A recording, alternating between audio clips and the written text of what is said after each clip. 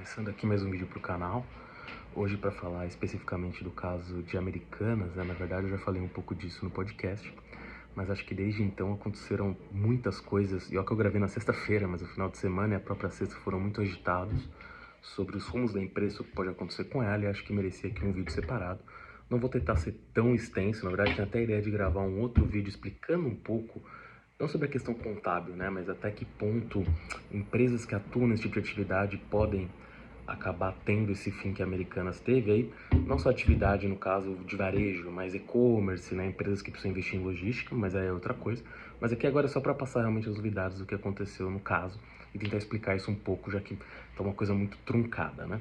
Bom, como já saiu e o mundo inteiro comentou, né, Americanas ali soltou um fato relevante semana passada falando que teria inconsistências contábeis de 20 bilhões. A forma que aquilo saiu foi esquisita, ninguém entendeu muito bem. Teve ali aquele fatídico call ali, né, aquela conferência telefônica lá no BTG com o Rial, que era o presidente e que já anunciou a saída dele logo quando achou esses problemas, né, passou oficialmente 9 dias no cargo. E bom, e ele próprio naquele dia deixou um pouco em dúvida se o valor seria 20 bilhões ou não, né, do problema, mas até ali, até pelo fato da empresa ter como acionistas de referência, embora não sejam mais os controladores, três pessoas muito ricas e muito famosas dentro, podemos até dizer, dentro da história do empresário brasileiro, enfim, que é o Lehman, o Sucupira e o Marcel Telles, e que são acionistas da Ambev, da Kraft Heinz, de outras empresas, né? Tem outros investimentos de outras formas, teriam ali capital, apesar de ser uma perda muito grande pessoal para eles, mas que eles poderiam ali colocar dinheiro e acabar mantendo a empresa poderia sobreviver. O que aconteceu desde então foi um deslance de fatos que colocou até mais em suspeita, né, de alguma forma, até a sobrevivência da empresa, embora eu acho que a empresa ainda vai passar por um processo de RJ, provavelmente tem chances de sobrevivência, digamos, até razoáveis, mas isso depende um pouco de como a coisa vai ir daqui para frente. Por quê? O que aconteceu ali, né? A empresa teve esse call que eu comentei, anunciou todos os problemas e tinha-se a expectativa de um aumento de capital que seria capitaneado por esses acionistas de referência que eu acabei de mencionar. O que aconteceu depois foi o seguinte, esses acionistas de referência, na verdade, colocaram para negociar com os credores, embora ele já tivesse até saído como CEO da empresa, o Sérgio Rial. Então ele foi numa reunião com os bancos, e ali entre os bancos você tinha, na verdade era quase todas as principais figuras dos principais bancos do país, né? Pelo menos de acordo, por exemplo, com o Brasil Journal, você tinha ali o presidente do Itaú, o CEO do Itaú, o presidente do Santander, dois vice-presidentes do Bradesco, acho que o presidente do Daicoval, o presidente do Safra, o presidente do BTG e mais um vice-presidente do BTG. Então, todos os principais nomes ali dos bancos no Brasil estavam nessa reunião. E durante a reunião, enfim, encabeçada ali pelo Rial, você acaba tendo um cenário em que Americanas conversa ali com eles, coloca em teoria uma proposta na mesa de aumento de capital de 6 bilhões de reais, que seria ali capitaneado por esses três maiores acionistas. E o problema é que enquanto essa reunião ocorria, e os bancos na verdade acharam esse valor baixo, falavam ali que precisava de aumento de capital de pelo menos 10 bi para a empresa poder continuar a existir e conseguir honrar suas dívidas.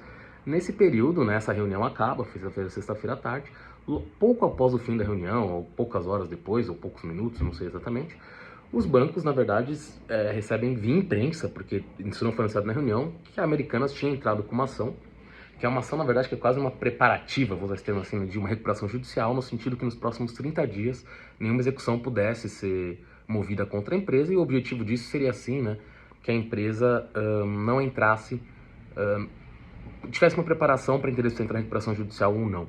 E nenhum dos bancos sabia disso. E isso, inclusive, até impossibilitou, por exemplo, o BTG, que tinha ali um valor de 1,2 bi depositado na Americanas do banco, não podia mais mexer nesse dinheiro.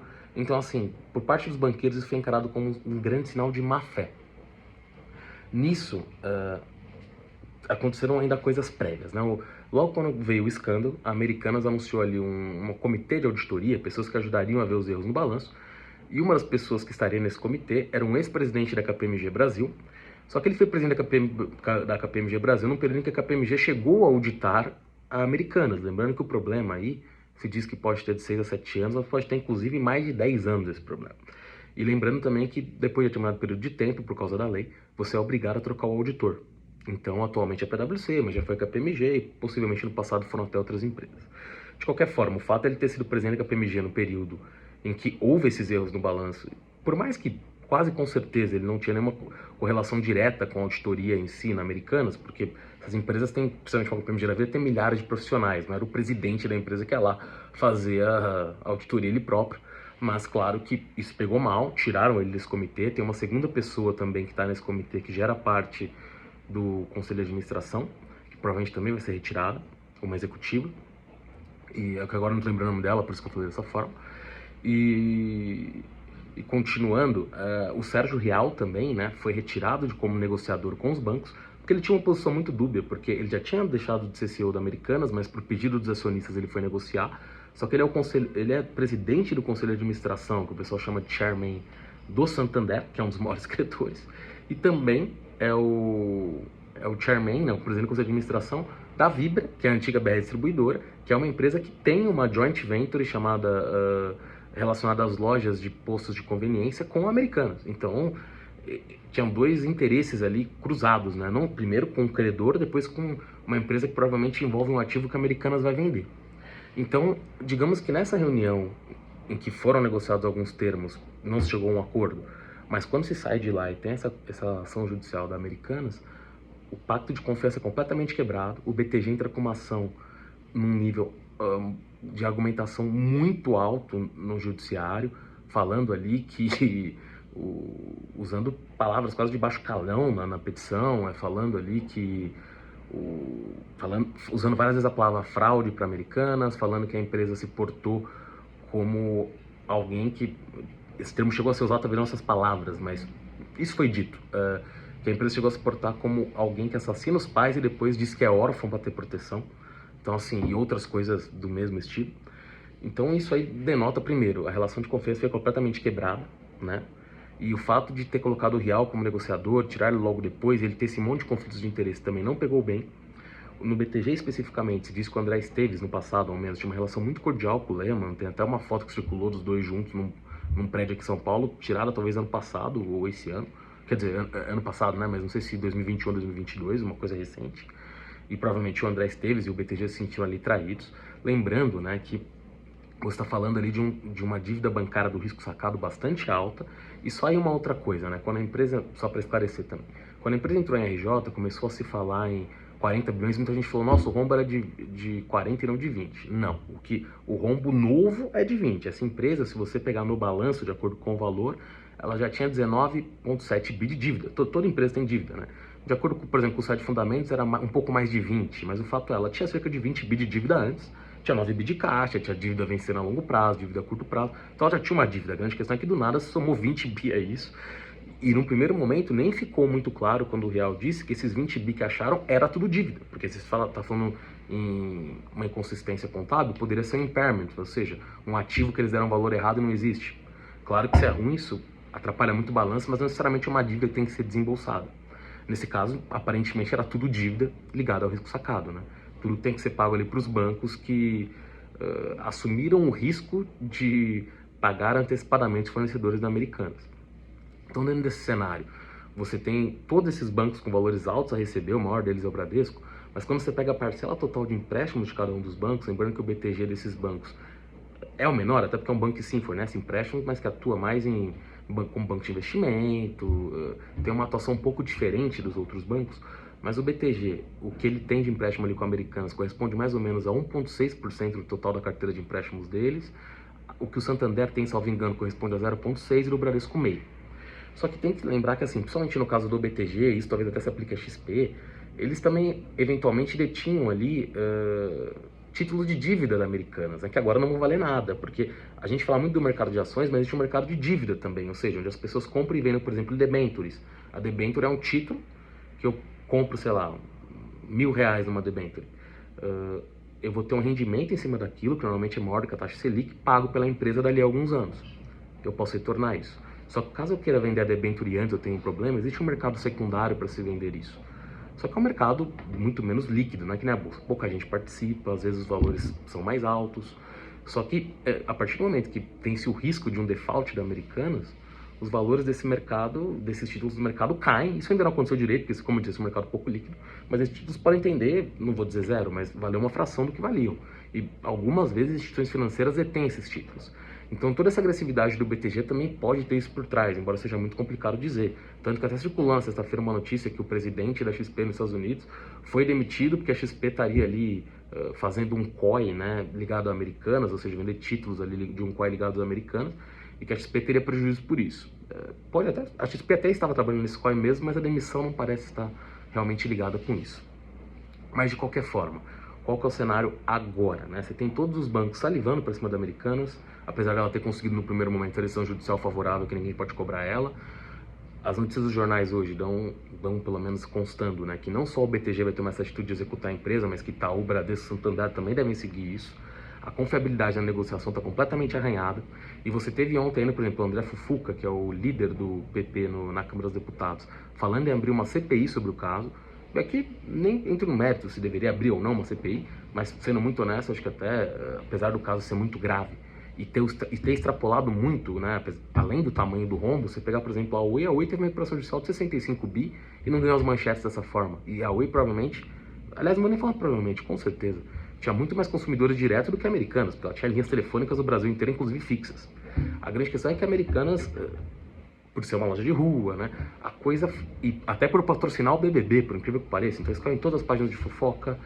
Muita gente começou a analisar o caso, enfim, às vezes sem nem conhecer direito o que estava acontecendo, mas assim, porque ganhou muita repercussão. Muita gente até falando que a empresa já faliu, então assim...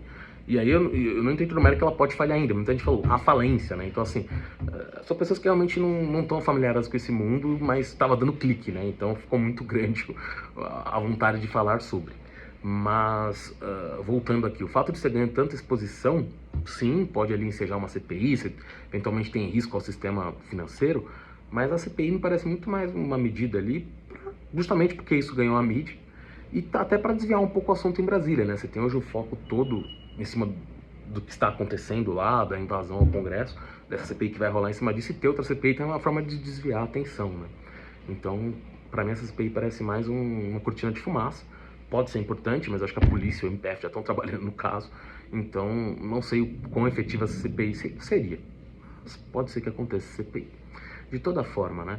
Eu acho que agora o grande dilema é quanto os sócios da Americanas, no caso Lehman, Sucupira, são dispostos a colocar dinheiro. Eu acho que tudo indica que as ações judiciais também vão embarcar eles, inclusive criminais. Então, talvez para salvar, entre aspas, a própria bibliografia ou a própria pele, eles decidem fazer um aumento de capital maior, mas não sei se esse é o objetivo, até porque muito provavelmente a defesa deles vai ser que eles não sabiam o que estava acontecendo, que isso foi coisa da diretoria anterior ou da empresa de auditoria. Essa vai ser a defesa envolvida. Mas temos que ver como isso vai correr no judiciário, né? Então agora a gente tem essa escolha de Sofia por parte deles, porque, por exemplo, a gente já teve uma pequena contaminação na Ambev, que é outra empresa deles, caiu pouco, mas teve quedas na bolsa, muito provavelmente por isso, por medo de uma dívida que o balanço deles também tem a contabilidade criativa. Lembrando que a Americanas tinha um EBITDA muito maior que outras empresas de varejo, isso já era visto como esquisito por alguns, embora basicamente ninguém soubesse que tinha essa fraude, acredito que só a própria diretoria da empresa. Mas a Ambev também é uma empresa que, de forma geral, tem margens maiores do que a maior parte das empresas do setor dela. Isso tem uma série de razões, o tamanho que ela tem, as negociações que ela faz, mas como a gente está falando do mesmo grupo, e lembrando que já quando a ALL, que é uma empresa ali de linhas ferroviárias, né, foi vendida para Rumo da Cosan, e era controlada também em parte pelo grupo 3G, na verdade tinha GP Investimentos, mas tinha o 3G ali também. Os balanços delas de 2013 e 2014 tiveram que ser republicados porque tinham erros que aumentavam o EBITDA. E a mesma coisa aconteceu na Kraft Heinz pouco após o 3G entrar no controle. Na Kraft Heinz também teve uma fraude contábil, teve que pagar até uma multa para a SEC nos Estados Unidos, embora os valores associados ali fossem bem menores do que 20 bilhões de reais até onde eu vi, mas era uma fraude também.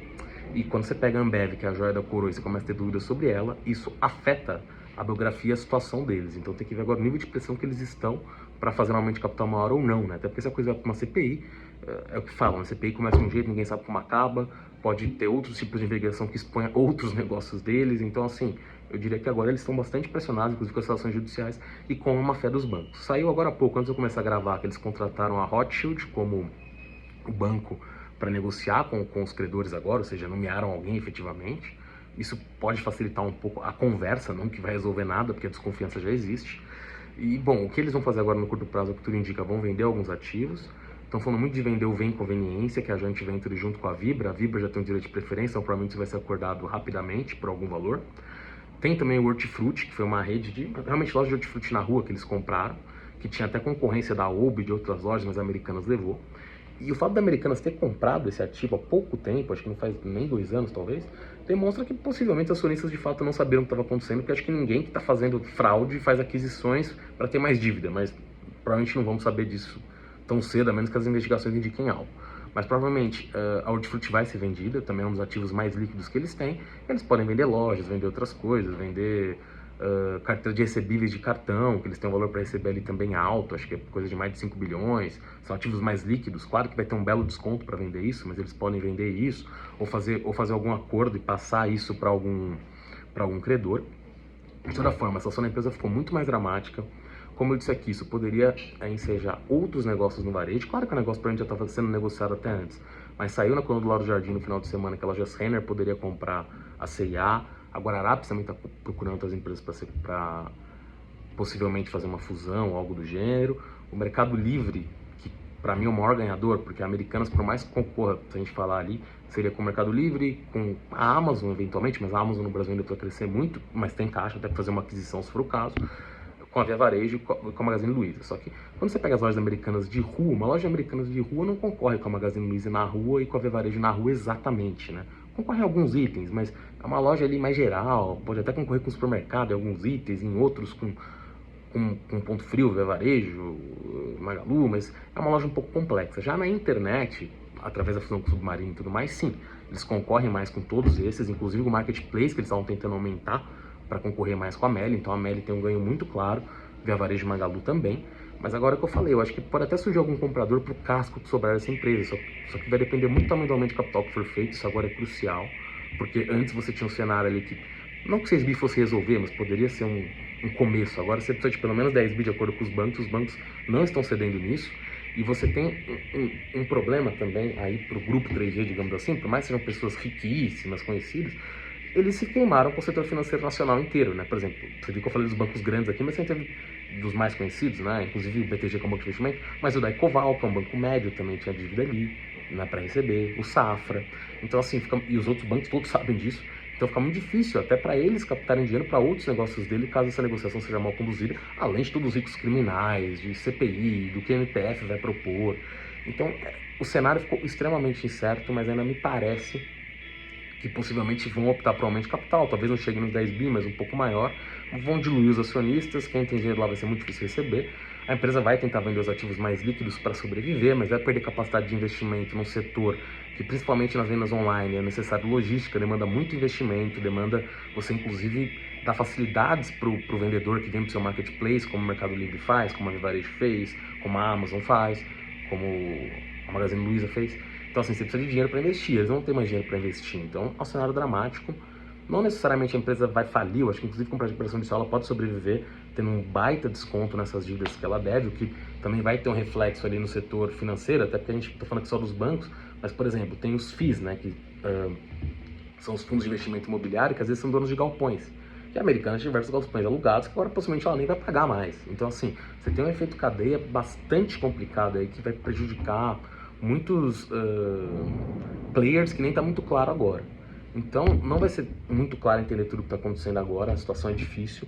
Se eu tivesse que palpitar, eu acho até que a empresa ainda tende a sobreviver, mesmo que atinja uma falência, que na verdade eu nem acredito que isso vai acontecer, mas vai se arrastar durante muito tempo como uma empresa que vai perdendo relevância, vai vendendo seus ativos e talvez pode até terminar numa falência, mas pode terminar como uma empresa muito menor que vai acabar sendo comprada por alguém depois. Vai manchar a biografia dos envolvidos e provavelmente nos acionistas ali que eu já mencionei, não sei qual vão ser as medidas criminais, pode ter algo, mas no caso da antiga diretoria isso parece mais forte, você está tendo muito lobby disso, você vai ter ações tanto no Brasil quanto fora contra a empresa, de acionistas que foram prejudicados por causa da fraude, e isso sim tem até mais potencial de quebrar a empresa do que a dívida em si, porque isso somar a dívida, né? Porque uma coisa é a dívida que você faz um acordo, esses acionistas não vão estar dispostos a fazer um acordo porque já perderam muito dinheiro. Então, assim, provavelmente tem uma enxurrada de coisas para acontecer.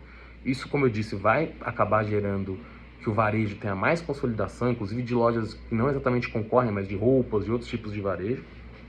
E pode surgir, por que não, eventualmente alguma proposta pelos ativos que eu mencionei da Americanas e por algumas lojas, e ali a empresa vai tentar sobreviver. Mas só para explicar que o cenário, desde semana passada, se degringolou muito, a situação piorou, e a empresa vai ter que lutar pela sobrevivência, e não vai ser uma luta simples. Bom, é isso.